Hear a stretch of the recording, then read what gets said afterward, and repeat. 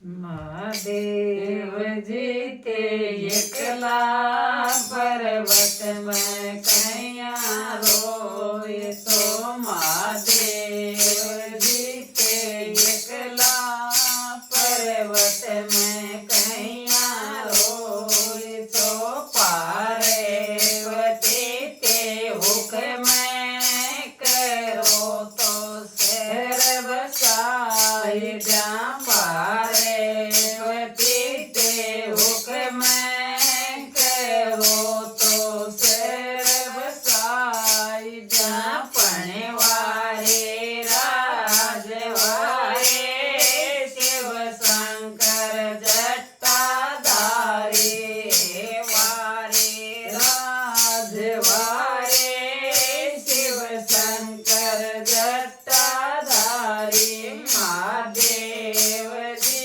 के एकला पर्वत में तिथिया रोए तो महादेव जी के एकला पर्वत में तिथिया रोए तो पार्वती के हुक्म करो तो गंगा बवाए जा पार्वती के हुक्म करो तो गंगा बवाए जा मनवारे राजवारे बाबूड़ो बड़ो किलारे वारे राजवारे बाबूड़ो बड़ो खिलारे शिव महादेव जी ते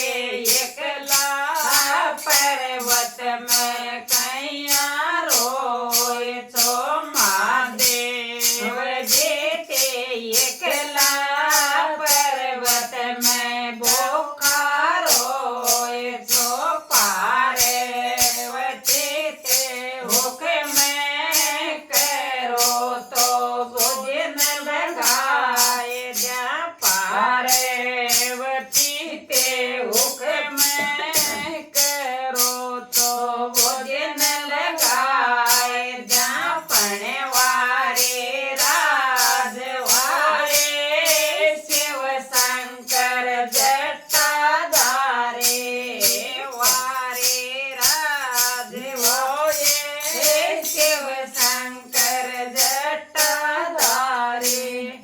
शंकर भगवान का पार्वती का गीत सुनाया, भजन सुनाया, बहुत अच्छी बात है, बहुत बहुत धन्यवाद है। एक बार मैं भी थोड़ा सा इसमें बता दूं, शंकर भगवान और पार्वती का जो है इसमें जोड़ दो एक कड़ी में खड़ी।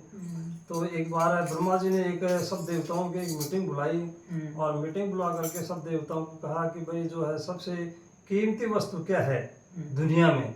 तो सबने कहा कि किसी ने कहा कि साहब सोना है, किसी ने कहा जवाहरात है, किसी ने कहा हीरा है। इस तरह से सबने कहा कि नहीं, ये बात नहीं है, सबसे कीमती वस्तु नहीं है।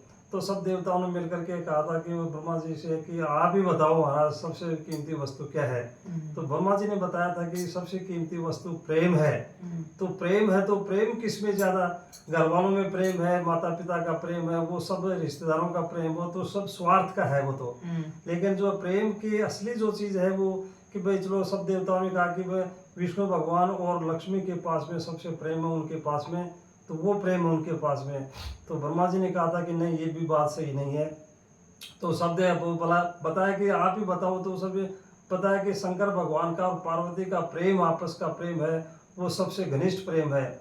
तो नारद जी तो कहे नहीं, ये बात सही नहीं है। लेकिन सब देवताओं ने सब कह दिया कि सब पार्वती और महादेव का प्रेम है। तो महादेव जी से जब वो जाते हैं तो महादेव जी, नारद जी को ये बात खटक गई। नारद जी ने कहा कि भाई इनमें तो किसी प्रकार से जो अनबन की जाए। तो नारद जी ने कहा था ठीक है। तो चलो, नारद जी तो पार्वती और शंकर भगवान कैलाश पर्वत पर तपस्या कर रहे थे, उस समय बैठे थे। तो शंकर भगवान कहीं नहीं जाते थे, तो नारद जी जाते हैं। तो नारद जी 2-3 बार गए वहाँ पर, लेकिन शंकर भगवान को वहाँ पार्वती को बैठे हुए देखा, आपस में बातें करते हुए देखा। तो उसमें कहा कि भाई जो है अभी कभी मौका मिलेगा तो देखेंगे। तो एक बार दोबारा जो नारद जी गए, तो नारद जी गए तो उस समय शंकर भगवान कहीं किसी काम से गए हुए थे, पार्वती माता मिली। तो पार्वती ने नारद जी ने कहा कि पार्वती माता आज बोले बाबा कहाँ गए हैं। तो किसी काम से गए हैं, तो उनसे काम था मेरे को, तो क्या मेरे को बता दो आप। नहीं कहा आपको बताने वाली बात नहीं है, उनसे बात, तो मेरे से कोई बात छिपा करके नहीं रखते वो। तो उसने कहा था कि आपको छिपा कर नहीं रहता कि, तो आप ये बताओ कि आपको जो है एक अमर कथा सुनाई नहीं सुनाई वो। तो क्या अमर कथा तो कौन सी होती है, वो तो अमर कथा तो नहीं सुनाई, तो आने दो नारद जी को, वो शंकर भगवान को आने दो।